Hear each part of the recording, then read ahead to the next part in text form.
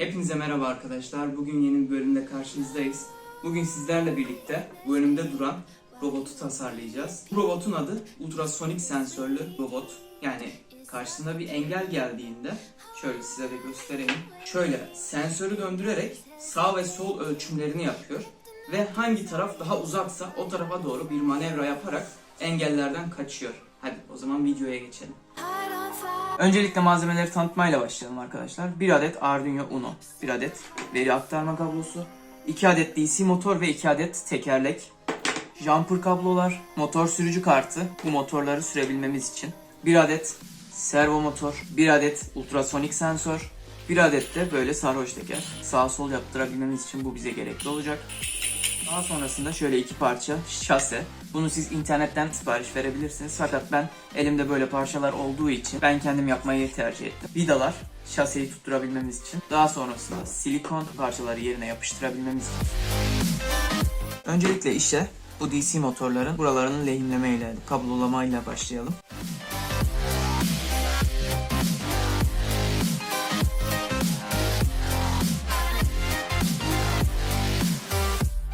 Evet arkadaşlar, bunları lehimledik. Şimdi diğer parçaları şaseye montajlamaya geldik. Bu kısımda silikon tabancası ve silikon kullanacağız. Silikonlarken şu kabloların içeri tarafta olmasına dikkat edin ki daha güzel bir görsel olur. Dışarıdan bir kablo giriyormuş gibi değil de içeri kısımda motor sürücü kartımıza gireceği için bu kablolar içeri kısımda daha güzel görünür.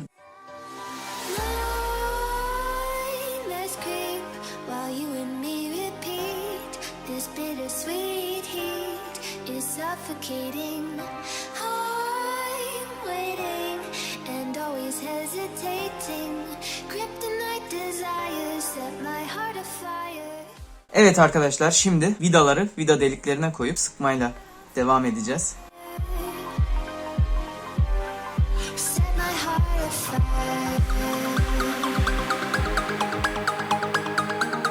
Şimdi motor bağlantısını yapacağız arkadaşlar. Sağ taraftaki motor buradaki sağ girişe, sol taraftaki motor ise buradaki sol girişe olacak. Evet arkadaşlar, şimdi motorlarımızı L298 motor sürücüsüne bağlamaya geldi. Alt taraftaki bu tarafa, üst taraftaki bu tarafa. Aynısını bu motor için de yapacağız. Alt taraftakini bu tarafa, üst taraftakini bu tarafa.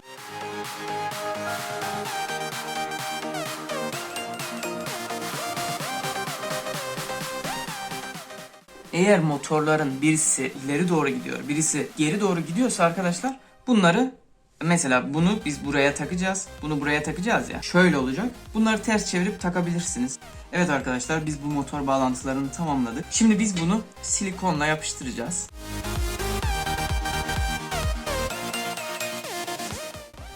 Şimdi arkadaşlar biz bunu buraya silikonla tutturduk.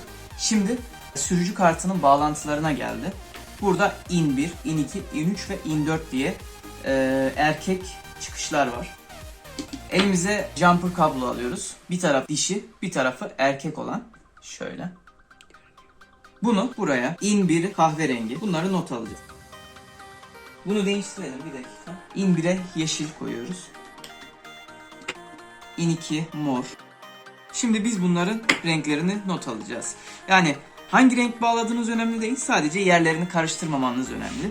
In 1 yeşil, in 2 mor, in 3 kırmızı, in 4 sarı olacak şekilde biz bunları not alıyoruz ki unutmayacağız. Bunları Arduino'da yerlerine bağlarken işimize yarayacak bu renkler.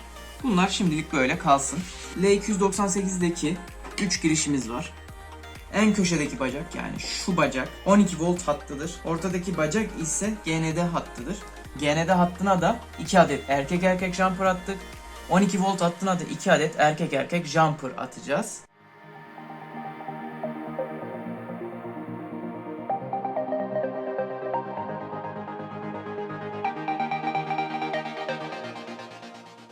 Evet, sıkıyoruz arkadaşlar geri. Beyaz ve mor GND hattımız. Yeşil ve mavi ise 12 volt hattımız. Bunları şöyle ayrı bir şekilde koyalım. Şimdi aracın üstünü kapatmaya geliyor sıra. Biz bu vidaları önceden buraya attık. Bunun daha fazla aşağıya inmemesini sağlayacak. Bunu böyle oturtturuyoruz.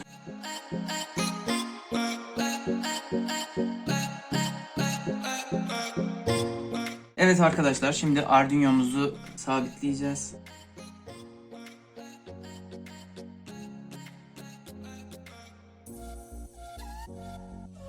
Tamam, sağlam oldu. Şimdi altta yaptığımız bağlantıları, yani şurada motor sürücü kartına yapmış olduğumuz bağlantıları şimdi burada hatırlıyoruz.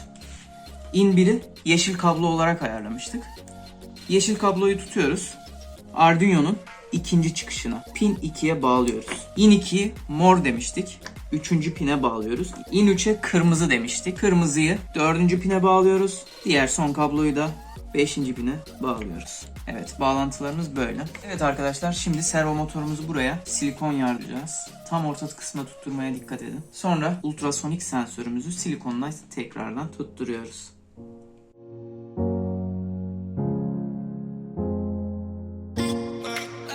Şimdi arkadaşlar servo motor bağlantımıza geldik. Burada kahverengi, kırmızı ve turuncu kablolar var. Erkek erkek jumper kabloyla bağlıyoruz. Kahverengi, kırmızıya, turuncuya da sarıyı koyuyoruz. Çünkü bizde başka turuncu jumper kablomuz kalmadı. Arduino bağlantısı yapacağız. Böyle alttan geçirelim, daha güzel bir görsel olsun.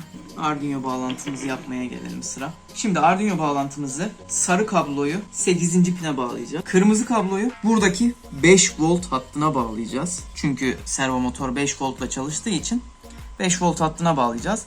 Buradaki kahverengi kabloyu ise GND, yani ground, toprak hattına bağlayacağız. Buradan toprak hattına bağlantısını gerçekleştiriyoruz. Şimdi motor sürücü kartının besleme bağlantılarını yapacağız. Baştaki 12 voltta olanlar beyaz ve mor kabloydu. Yeşil ve mavi kablo ise GND hattına bağlı olan kablolarımızdı. Beyaz kabloyu Arduino'muzun üzerindeki GND hattına bağlıyoruz. GND hattına bağlantımızı yapıyoruz. Mavi boşta kalacak. Daha sonra yeşil ve mor kablolarımız vardı. 12 voltta yeşil ve mor kablolarımız vardı. Mor kabloyu buradan alıyoruz. Burada V in yazıyor. Burada V in pinine bağlıyoruz. Bağlantımızı yapıyoruz. Şimdi bu bağlantımıza geldik. Bunun içinde 4 adet bir dişi, yani bir tarafı dişi bir tarafı erkek jumper kabloya ihtiyacımız var. Hemen bulalım. 4 adet bir tarafı dişi bir tarafı erkek olan jumper kablo yeterli olacaktır. GND, Eco, Drink ve VCC bağlantıları var. GND hattına yeşili, Eco hattına kırmızıyı, Drink hattına ise kahverengi jumper'ımızı, VSS'ye ise sarı kablo bağlantımızı yapıyoruz. GND hattını, yani yeşil kabloyu Arduino'muz üzerindeki GND hattına bağlıyoruz.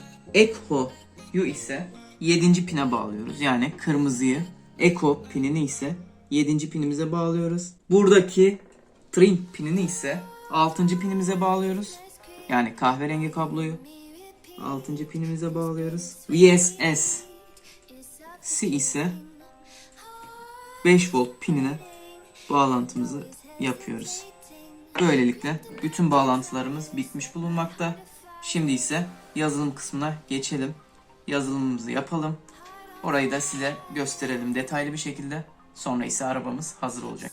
Evet arkadaşlar, şimdi yazılım kısmına geçiyoruz. İlk olarak kütüphaneleri tanımlamakla başlayacağız. Buradan kütüphaneleri tanımlıyoruz. Genelde servo kütüphanesi bütün Arduino'larda geliyor. Fakat Newpink kütüphanesi sizde olmayabilir. Bunun için Arduino'nun sitesine girerek buradan Newpink klasörünü indirebilirsiniz. Klasörü indirdikten sonra böyle bir şey gelecek. Newpink klasörü gelecek. Bu klasörü çıkardıktan sonra buradan Arduino'nun dosya konumuna gittikten sonra burada kütüphaneler var.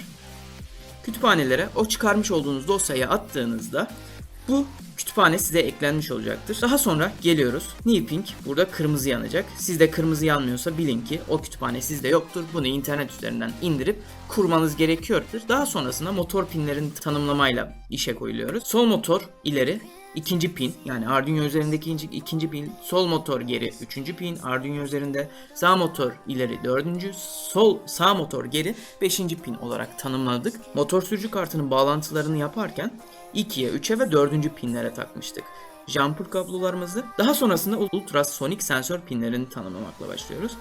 Böyle define olarak tanımladıktan sonra daha sonrasında kullanılacak eleman tanımı yapıyoruz.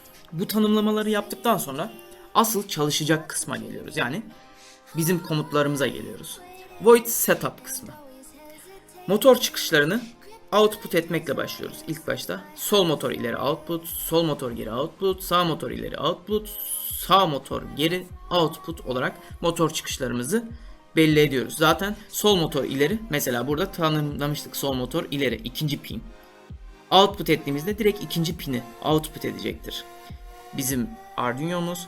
Daha sonrasında döngülere geçiyoruz. Yani burada bir sonsuz döngü oluşturacağız.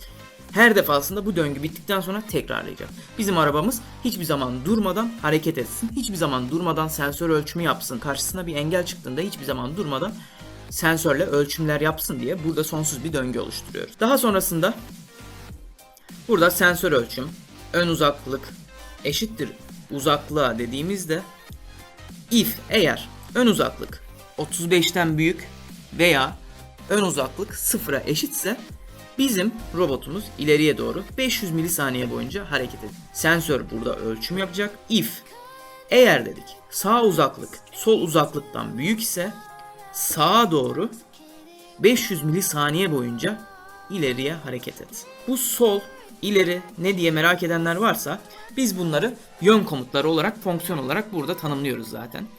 İleri, sol motor geri low, sol motor ileri height, sağ motor geri low, sağ motor ileri height olarak tanımlıyoruz. Ne olacak bu durumda? İleriler height yüksek, geriler low yani düşük. Bu durumda ne olacak? İleriye doğru bir hareket edecek arabamız. Aynı şekilde geri komutu da ileri olanlar low yani düşük, geri olanlar height olacak. Sol tarafta aynı şekilde, sağ tarafta aynı şekilde düzenlemeler yapılacak. Bu yazılımımız böylelikle çalışacaktır. Evet arkadaşlar, bu yazılımımızı yaptıktan sonra şimdi bu veri aktarma kablosuyla bağlantımızı yapıyoruz. Buradan da Arduino'muza bağlantımızı yapıyoruz. Yaptıktan sonra buradan ilk önce araçlara geliyoruz. Araçlara geldikten sonra ben 8. çıkışa bağladım kablomu. O yüzden COM8 olarak portumuzu ayarlıyoruz.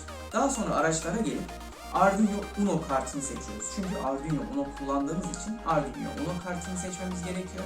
Buradan Arduino Uno kartımızı seçtikten sonra yükle dediğimizde